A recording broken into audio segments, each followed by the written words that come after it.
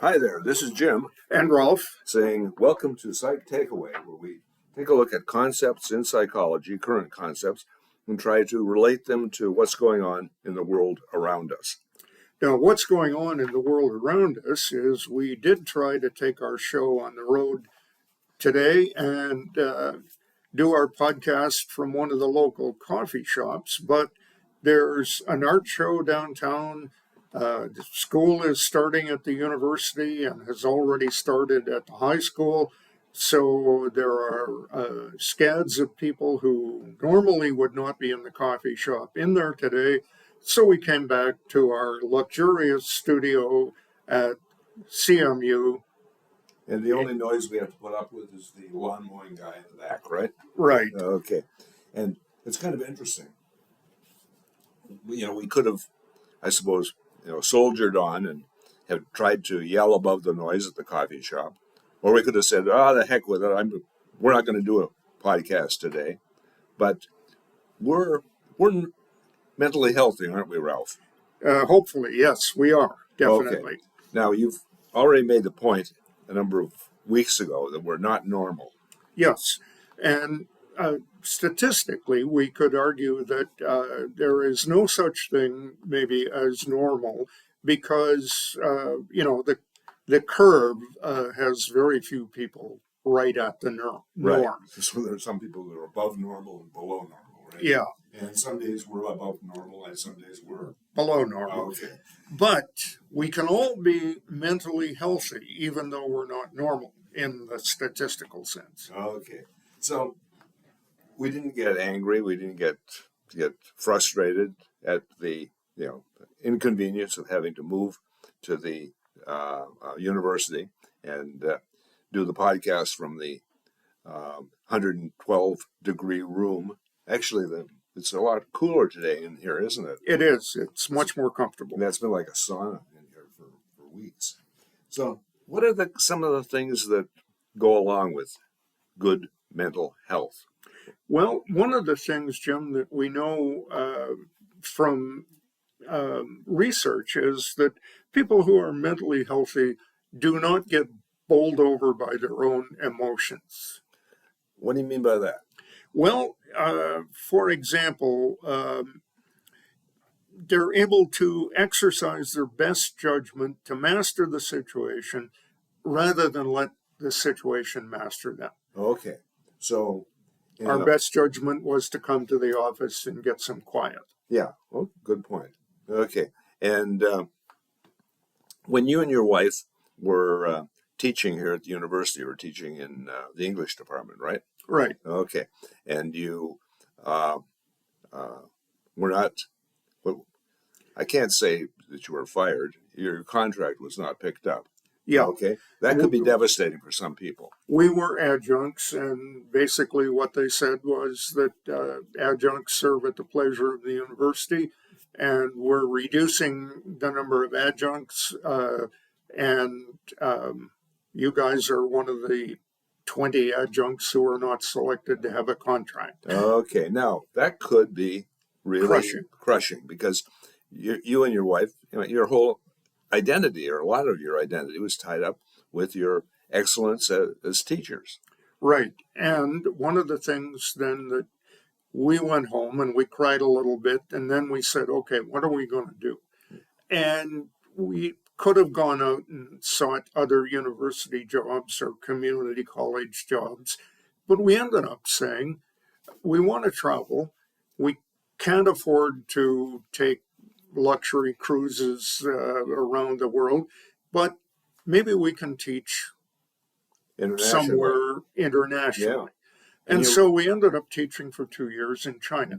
That was probably a pretty interesting experience. It was a wonderful experience, and it taught me a lot both about China and about myself. Okay, so the first thing that we want to stress here is that people who have good mental health aren't just plain bowled over by their emotions. Your first emotion was either anger or probably anger. Yeah. Being not offered the job. Okay. And we see angry people sometimes doing things, that are not very mentally healthy. Yeah. Yeah. Okay. The second thing that I get in here, Ralph, is that this was probably disappointing too. Yes. But you were able to take the disappointment in your stride. And remember that trite saying about if life gives you lemons, Make lemonade. you and Karen did that, right? Right. Okay. And the other thing that goes along with this is that many people say, I don't want to work for somebody else. I want to be my own boss. I'm going to start a business doing X, whatever X is. Uh-huh. And most people start X, fail, start Y, fail, start Z, fail, start A, succeed. There's a lot of failures that people find in life as they start businesses before they become successful. Okay. You mean Or they might have a successful business that somehow or other wanes. okay. Yeah. So I don't know, another trite saying, you have to kiss a lot of frogs before you find a prince or a princess Yeah. in terms of your new career. Okay. So one of the things that I want to stay with emotions here for a minute. Okay. And one of the things I see with mentally healthy people is that although life is serious, they don't necessarily take themselves really seriously. They can laugh at themselves. They can laugh Yeah. at their own foibles. They can laugh at not just other people, but they can laugh at themselves. And I think that's a tempering kind of thing. Yeah. And, one of the things that people have been kind enough to say is that I can be pretty funny, even though I have a tendency to make bad jokes. But the other thing about it is that I can look at myself and say, there's nobody funnier than I am. Not necessarily for other people funny, Mm-hmm. but for myself. I look at it and say, I would really like to get back into the kind of good shape that I had when I was 40. Hey, I'm old. I'm never going to get back into that shape. But looking at it and saying, I want to do that, that's pretty funny. Okay, I get what you're saying. So you're not going to start doing stand-up routines. No, No, okay. no. You're just looking at the I'm things. looking at myself Yeah, and saying, yeah. a guy at my age saying, I want to be like I was at 40. That's funny. I don't know. When I turn on my computer in the morning, I get this guy who says he's 65 or 70. He says, this is the way to get ripped when you're 65 or 70. Looks hard to me. Yeah. Although, we have to mention this just a little bit. In our book and our course, Protecting Your Family, Mm-hmm. you talk in the exercise chapter about high impact exercises. High intensity, yeah. High intensity. And hey, you can learn all about it from Ralph's point of view by either requesting a copy of the original book or taking a look at the course. And we'll put a Link link up. Yeah. at the bottom where you can get either one. Yeah. And by the way, just as a shameless plug, we're reducing the price of the course now from $45 to $25. Yep. So for the next till the end of September, it's a good time to learn about protecting your family's health and safety. Right. Now the course itself is 7 or 8 modules. The book is 4 chapters. Right. But you can, if you just send me an email, I'll send you the PDF version of the book. You can take a look at it. And you already know what Ralph and I sound like, but you can take a look and see what we write like. Yeah. Okay. Now, getting back to good mental health, and I think maybe we demonstrated it right there. We've got a person who's mentally healthy has a good level of kind of self-respect.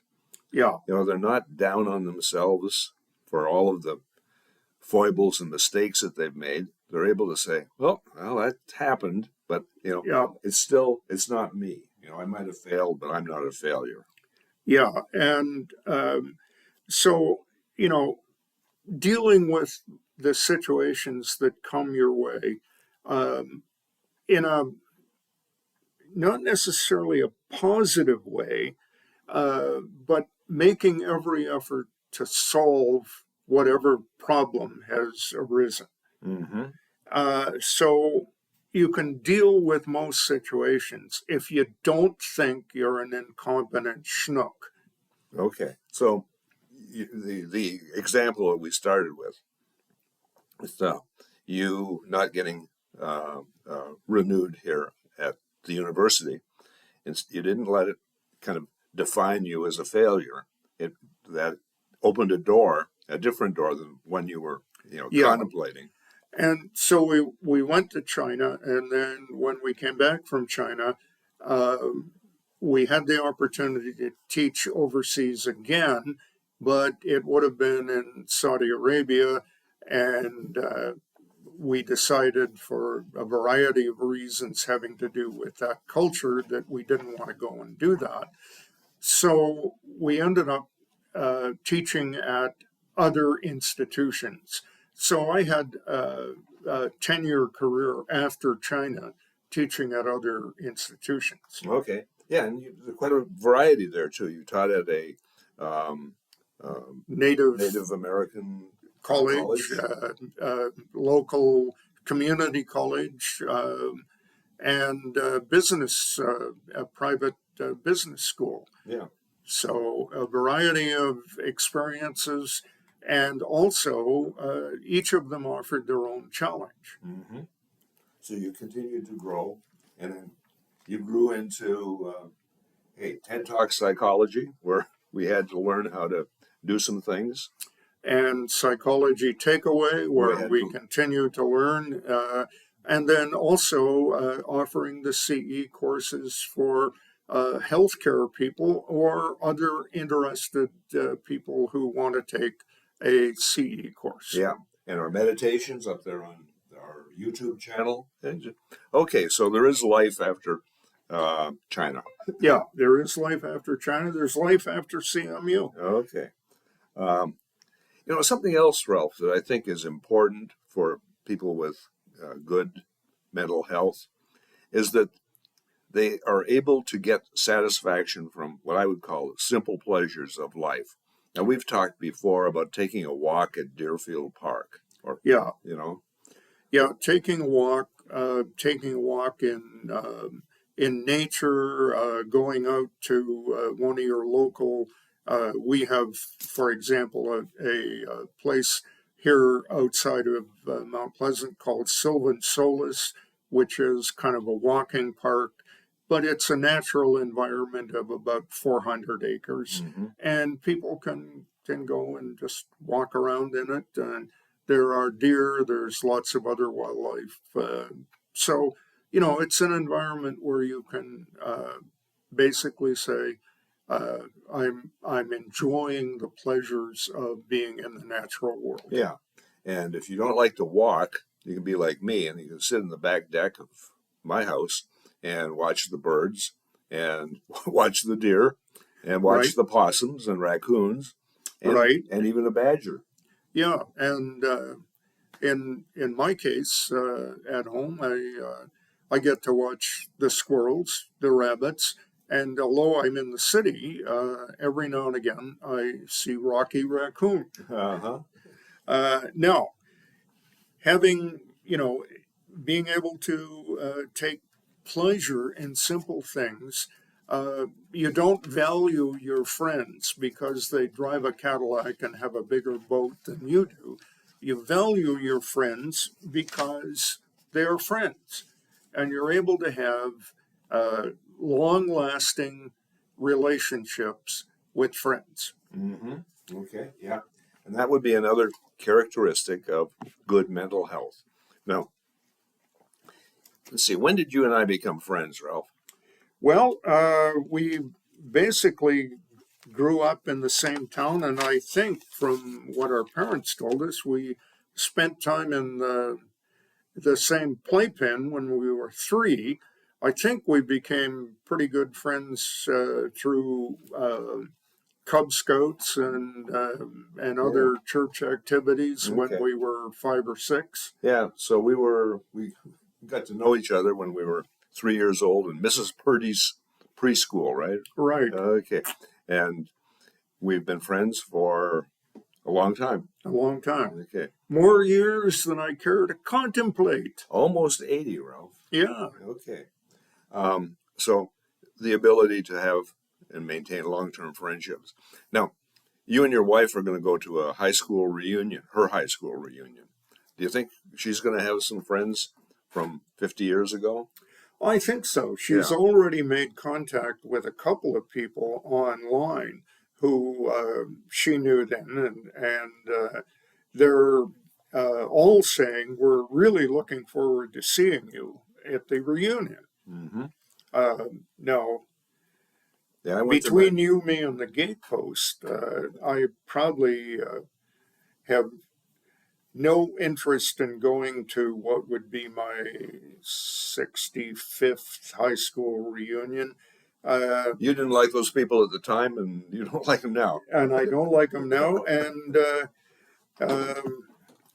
the truth of the matter is, as the Scotsman says, none like us and they're all dead. I went to the 50th Michigan State University reunion, and a very small group of people showed up. But it's interesting. One person showed up that I knew, and he just happened to have lived in the room beside me at the co-op that we were living in East Lansing called Howland House, and his last name was Baldwin. I think not Alex Baldwin. I can't remember the first name. But hey, for a day, that was really fun. Meeting him, catching up, and he became a university prof too at the University of Chicago, I think, in mathematics. And meeting his wife, that was a fun thing. So that's an example of getting some pleasure on kind of fun things that you Fun don't. things, Yeah, simple things. simple things. And, the interesting thing I think you might argue is that those of us who find ourselves intellectuals but not fit for the world of commerce become university professors. It could be a fate worse than death, but it has its compensations and there's a lot of fun. If teaching paid adequately, I would encourage more people to go into the teaching profession because it's a wonderful life, but the truth of the matter is that in North America, teachers are seriously underpaid. Well, I suppose that's true.